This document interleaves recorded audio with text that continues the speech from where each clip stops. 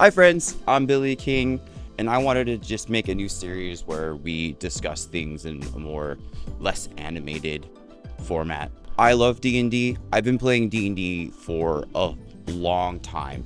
I started playing D&D when I was a 320-pound meatball of a senior in high school. But thanks to willpower and Dr. Atkins, with a baggie full of frozen chicken thighs, I lost a bunch of weight, and I found one of my favorite new hobbies that I'll probably be spending the rest of my life playing.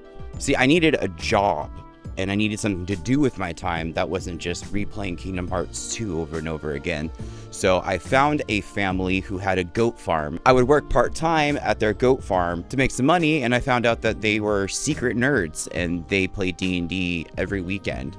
So I got into their group with me, my mom, and my best friend, and we started playing. And we started with 2nd edition, Advanced Dungeons & Dragons. 3.5 was out, but they were hardcore naturalists. They didn't like the new rules. They were upset that the Thaco chart was leaving, but I liked 2nd edition, and it was cool to start off playing, one of the actual originals. There's a lot of stuff from 2nd edition that I put into my new games, especially the diverse way that weapons are handled. If you go back and look at weapon lists from old systems, it's way more complex than it is now. I mean, now it's usually, a D4, a D6, but they had like a sickle was 2D4 minus 1.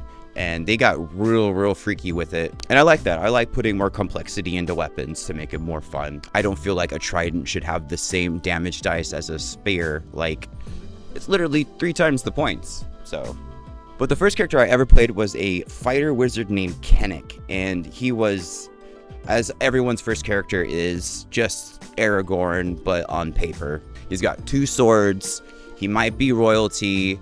He opens doors with his foot, hair flip, you get the point. But I actually took a small break from playing D&D when I became an adult.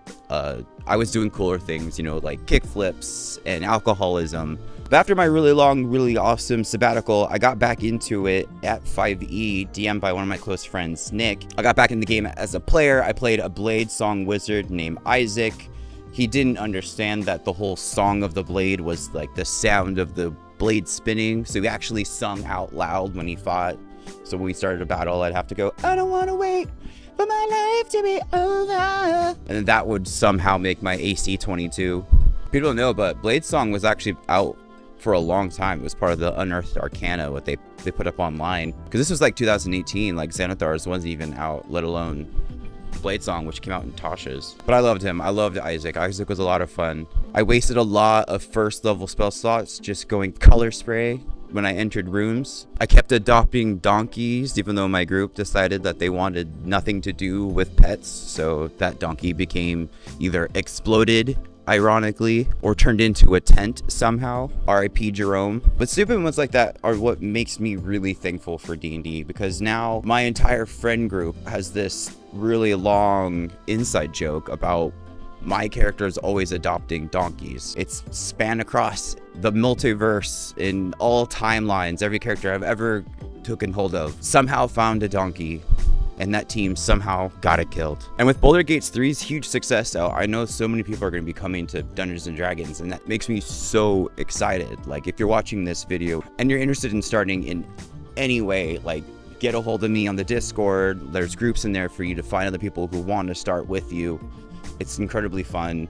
Don't worry about all the math. The math doesn't matter. Buy some dice, make someone weird. 5th edition, though, is definitely the best edition that I've seen out there, which makes me a little worried about the future of Dungeons & Dragons, because I know D&D 1 is approaching or here. I'm not 100% sure. Every week I hear something new about it, and then it kind of just might get disproven.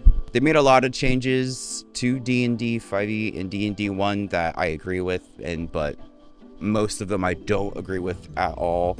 I feel like they're on a path to ruining Druid, especially with their new wild shape changes. Instead of picking an animal from a CR list of animals to turn into, you pick animal tags based on sky, water, or earth, and then you use set abilities that only those tags would allow you to have. It's boring as hell.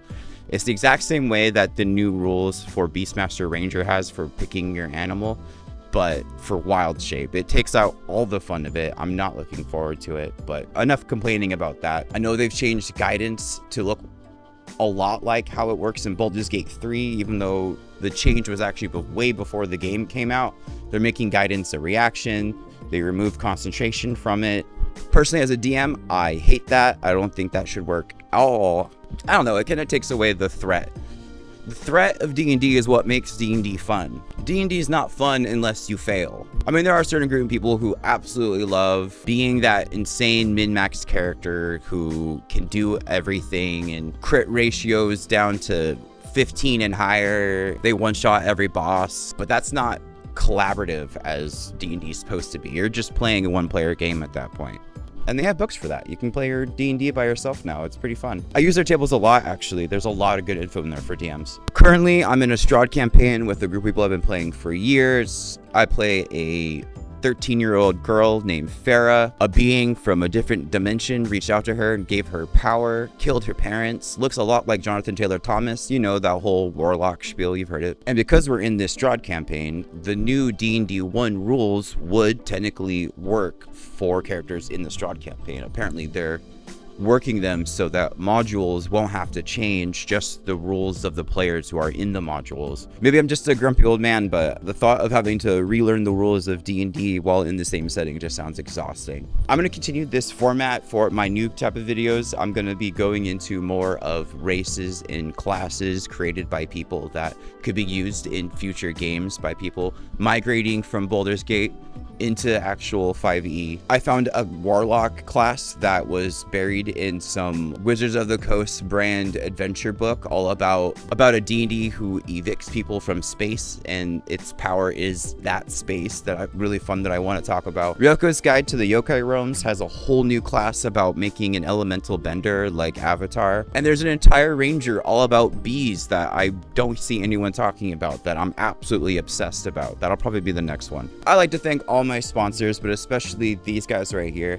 If you join the channel's memberships, Adventure and Higher get to be put in the ending credits, and they also automatically get put into a weekly raffle that gets pulled every Sunday. I make all the shirts that I wear. I make all the designs that are on the website. I make all the graphics that are in all the videos. I made the little animated me. I made him in Photoshop and animated him in Character Animator and After Effects. He's not a weird avatar program. He's my son. Stop making fun of him. Once a month, I like to do a raffle for everybody and all the tiers on the YouTube membership program. That's going to be this coming Sunday, where I'm going to be giving away my newest t-shirt, I Bite. That one came out very well. I'm now going to a more of a 80s sci-fi fantasy. I'm just addicted to hypercolor. I don't know. This Sunday, one person from every category will be chosen at random to win their own. I'll ship it straight to you. If you wanted to buy your own, rollforrudy.com. There's also a link in the description if you wanted to join the membership as well. Everything is free shipping across the entire globe except for North Korea. You know what you did. That's if you didn't want to try to win one yourself for free. So I'll see you guys around. Thank you very much for watching my stupid shit. Bye. I love you.